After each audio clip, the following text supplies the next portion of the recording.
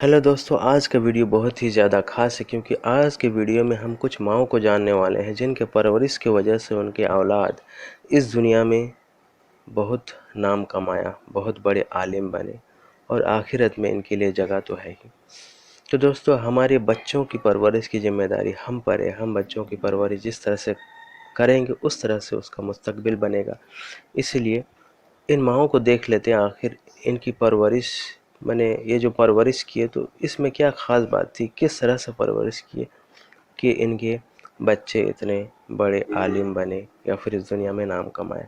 तो इस लिस्ट में सबसे पहले हम मोहम्मद अल्लामा इकबाल की माँ के बारे में जानने वाले हैं, उसके बाद शेख अब्दुल कादिर जिलानी के बारे में, फिर इमाम शाफ़ी, फिर इमाम बुखारी, फिर लास्ट में दो मोहब्बत करने वाले फ़ारूक और सालेहा के बारे में कि उन्होंने अपने बच्चों की परवरिश कैसे की कि उनके बच्चे एक बहुत बड़े आलिम बने और बहुत ज़्यादा नाम और शहरत कमाए। हमें हमारे बच्चे को तालीम देना चाहिए। एक एक बच्चे को ऐसी तालीम देना चाहिए कि वो दीन के करीब आए और अपना दीन फैला सके। हम अगर सहाबा की सीरा पढ़ेंगे, एक एक मिसाल हमें मिलेंगी उसमें, और इसकी जिम्मेदारी है हम वालिदैन की। अब तारीख पढ़ेंगे तो चंद मिसालें मिलती हैं हमें मिसाल मिलती है अल्लामा इकबाल की वालदा के बारे में। हम जब किताबें पढ़ते अल्लामा इकबाल की ज़िंदगी के बारे में तो पता चलता है कि अल्लामा इकबाल के वालिद एक ऐसा पेशा करते थे जो रिबा से जुड़ा था, जो सूद से जुड़ा था, और अल्लामा इकबाल की वालदा इसे बिल्कुल पसंद नहीं करती थी। तो जब अल्लामा इकबाल पैदा हुए, अल्लामा इकबाल की वालदा ने अपने छाती का दूध, अपना दूध अपने बेटे को नहीं पिलाया। वो चाहती थी कि मेरे बेटे के जिस्म में एक बूंद भी हराम कमाई नहीं जाए। तो अल्लामा इकबाल की वालदा ने क्या किया? अपने जेवरात बेचे जो खुद के थे, अल्हम्दुलिल्लाह हलाल कमाई के थे। जेवरात को बेच के एक बकरी खरीदी और उस बकरी के दूध से परवरिश की अल्लामा इकबाल की। और अल्लाह ने फिर उनके शौहर को हिदायत दी और वो भी सीधे रास्ते पे आ गए। और फिर अल्लाह ने ऐसा शख्स, अल्लामा इकबाल जैसा शख्स बनाया। ऐसी कई मिसाल है।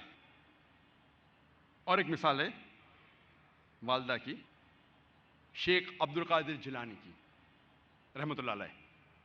शेख अब्दुल कादिर जिलानी रहमतुल्लाह अलैह अल्हम्दुलिल्लाह तौहीद पे थे और उन्होंने इस शहर हिंदुस्तान में इस्लाम का दीन फैलाया। उनका बड़ा हाथ है और वो तौहीद पे थे। इस्लाम का सही पैगाम घरों तक पहुंचाया। और उनकी वालदा ने शेख अब्दुल कादिर जिलानी रहमतुल्लाह अलैह को सिखाया था कि बेटा, तू हमेशा सच बोलना, कभी झूठ मत बोलना, चाहे तेरा नुकसान हो चाहे तेरी जान जाए। एक वक्त जब शेख अब्दुल कादिर जिलानी रहमतुल्लाह अलैह जब एक सफ़र कर रहे थे तो उनकी वालदा ने कुछ अशरफियाँ उनके कपड़े में सी दी ताकि वो गुम न जाए, ताकि कोई उन्हें चोरी न करे। जब वो सफ़र पे निकलते हैं तो एक डाकुओं का ग्रुप उन्हें पकड़ लेता है और जब जांच पड़ताल करने के बाद कुछ पैसा नहीं मिलता है तो वो डाकू कहते हैं शेख अब्दुल कादिर जिलानी रहमतुल्लाह अलैह से, क्या तेरे पास कुछ पैसे नहीं? उन्होंने कहा, हाँ है, मेरी माँ ने मेरे कपड़ों में सी ली है। और वो जगह दिखाते हैं। वो डाकुओं ने कहा कि अगर ये बच्चा हमें नहीं बताता तो हमें कभी ये अशरफियाँ नहीं मिलती है। वो इतने खुश हुए इस बच्चे के ईमानदारी से और पूछा कि तुमने हमें सच क्यों कहा?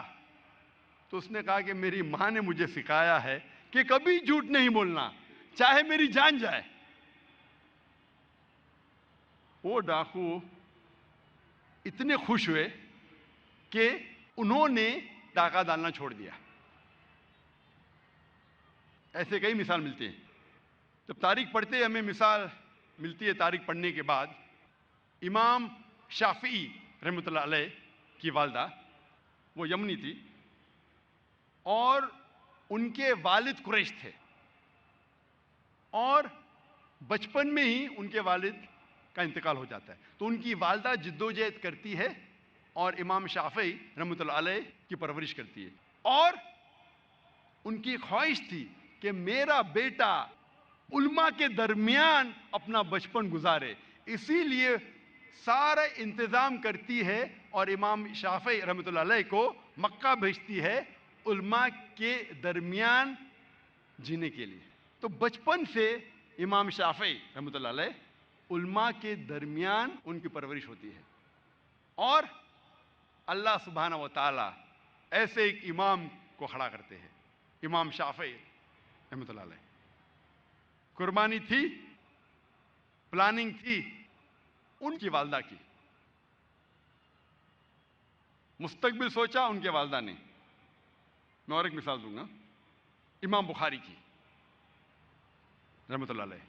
امام بخاری کی والدہ کا بڑا ہاتھ ہے امام بخاری کی پرورش کرنے کے لیے رحمۃ اللہ علیہ۔ امام بخاری رحمۃ اللہ علیہ کی یادداشت بہت بہترین تھی، بہت پختہ تھی، لیکن افسوس کی بات ہے کہ بچپن میں ہی وہ اپنی آنکھ کی روشنی کھو دیتے ہیں۔ آنکھ کی روشنی کھونے کے بعد اس وقت کے سب سے بہترین ڈاکٹر کو دکھانے کے باوجود ان کی آنکھ کی روشنی نہیں آتی۔ اس کے بعد امام بخاری رحمۃ اللہ علیہ کی والدہ روز لگاتار اپنے رب، اپنے خالق اللہ سبحانہ و تعالی سے دعا کرتی ہے کہ میری بیٹی کی روشنی لوٹا دے۔ اس کے بعد کئی عرصوں بعد اللہ سبحانہ و تعالی ان کی والدہ کی دعا سنتے، اور ان کی والدہ کے خواب میں آتے ہیں حضرت ابراہیم علیہ السلام، اور حضرت ابراہیم علیہ السلام فرماتے کہ تیرے بیٹے کی روشنی لوٹا دی گئی ہے، اور صبح کو امام بخاری رحمۃ اللہ علیہ وہ پھر سے دیکھ سکتے۔ تو یہ مثال ہے والدہ کی، کس طریقے سے انہوں نے اپنے بچوں کی پرورش کی۔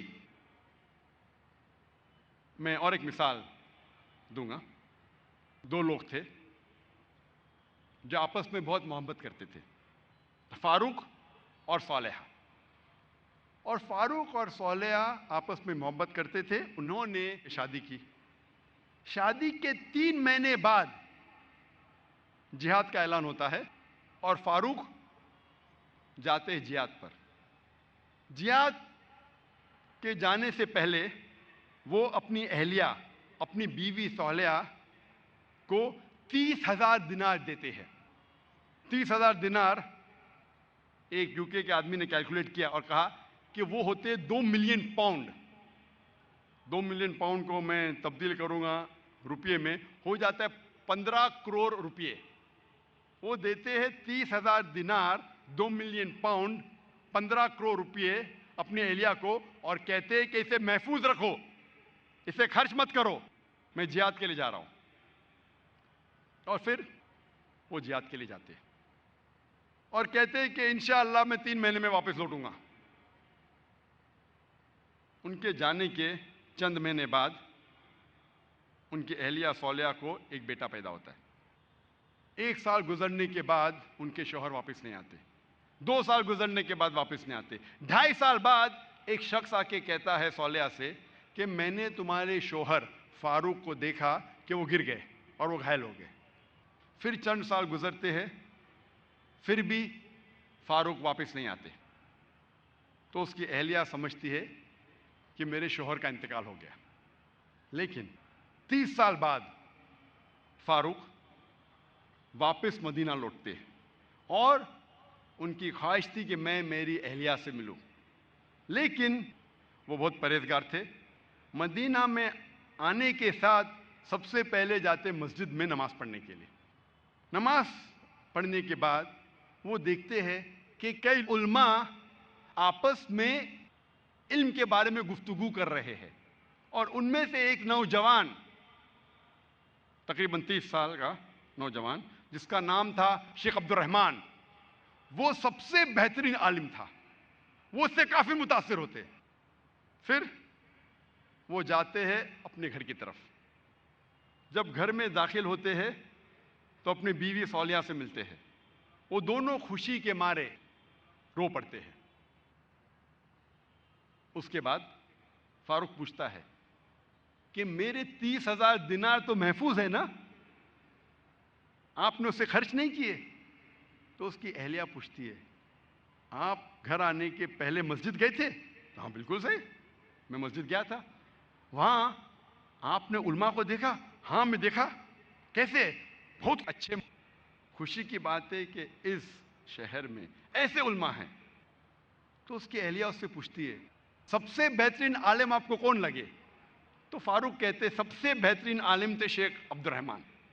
تو اس کی اہلیہ پوچھتی ہے کہ اگر اللہ آپ کو شیخ عبد الرحمن جیسا علم دے تو آپ کتنا خرچہ کر سکتے اس علم کے لیے؟ تو فاروق کہتا ہے یہ سارے 30,000 دینار میں خرچ کر سکتا ہوں ایسا علم حاصل کرنے کے لیے۔ پھر اس کی بیوی پوچھتی ہے کہ اگر آپ کا بیٹا ہو اسے ایسا عالم بنانے کے لیے آپ کتنا خرچ کریں گے؟ تو فاروق کہتے میں 30,000 دینار سے زیادہ خرچہ کر سکتا ہوں، 15 کروڑ روپے سے زیادہ خرچہ کر سکتا ہوں اپنے بیٹے کو شیخ عبد الرحمن بنانے کے لیے۔ تو اس کی اہلیہ کہتی ہے آپ کے جانے کے بعد مجھے ایک بیٹا پیدا ہوا اور یہ شیخ عبد الرحمن آپ کا بیٹا ہے، اور آپ کے 30,000 دینار میں نے خرچ کیے اس کو عالم بنانے کے لیے۔ آپ سوچ سکتے اس وقت بیٹے کو عالم بنانے کے لیے والدہ خرچہ کرتی ہے 30,000 دینار، 2 ملین پاؤنڈز، 15 کروڑ روپے۔ آج کون سا مسلمان اپنے بیٹے کو عالم بنانے کے لیے 15 کروڑ روپیہ خرچہ کرنے کو تیار ہے؟ ہاں ڈاکٹر بنانے کے لیے نو پرابلم، ڈونیشن دیں گے، رشوت دیں گے، 10 لاکھ، 15 لاکھ، 20 لاکھ، 50 لاکھ، 1 کروڑ ڈاکٹر۔ امریکہ بھیجنے کے لیے میرا بیٹا امریکہ میں پڑھ رہا ہے، 2 کروڑ خرچہ کریں گے، 3 کروڑ خرچہ کریں گے۔ کیوں؟ بیٹا امریکہ میں پڑھ رہا ہے، سٹیٹس۔ میں یہ جاننا چاہتا ہوں کہ کتنے مسلمان اپنے بیٹے کو عالم بنانے کے لیے 15 کروڑ خرچہ کریں گے؟ گنتی کے آپ کو ملیں گے انگلیوں پہ۔ ہے الحمدللہ آج بھی ہمارے معاشرے میں ایسے مسلمان ہیں، لیکن بہت کم، انگلیوں پہ گن سکتے، بہت کم، لیکن ہے الحمدللہ۔ دوستو آپ سب سے گزارش ہے کہ چاہے آپ اپنے بچوں کو کچھ بھی بنائیں، ڈاکٹر بنائیں، انجینئر بنائیں، ساتھ ساتھ میں اسلامی تعلیم اچھا سے دیں، تاکہ جب ہم بوڑھے ہو جائیں تو ہمیں اس بات کا افسوس نہ رہے کہ ہم نے اپنے بچوں کی پرورش نہیں کی۔ اور دوسری بات کہ آج کے زمانے میں دیکھا جاتا ہے کہ بچے ماؤں اپنے والدین کو چھوڑ دیتا ہے جب وہ بوڑھے ہو جاتے ہیں۔ تو دیکھیے میں ایک طرح سے کہوں گا دیکھیں ہدایت تو ہمارے ہاتھ میں نہیں ہے، پر کوشش ہماری ہونی چاہیے، لیکن بہت بار ایسا ہوتا ہے کہ ہمارے پرورش کا نتیجہ ہی ہوتا ہے کہ ہمیں جب اس کی ضرورت ہوتی ہے اس وقت ہمیں وہ چھوڑ دیتا ہے۔ تو میں امید کرتا ہوں کہ اس ویڈیو سے ہم مسلمانوں کو کچھ سیکھ ملا ہے، اور اسی کے ساتھ ہی میں یہ ویڈیو ختم کرنے والا ہوں۔ السلام علیکم ورحمۃ اللہ وبرکاتہ۔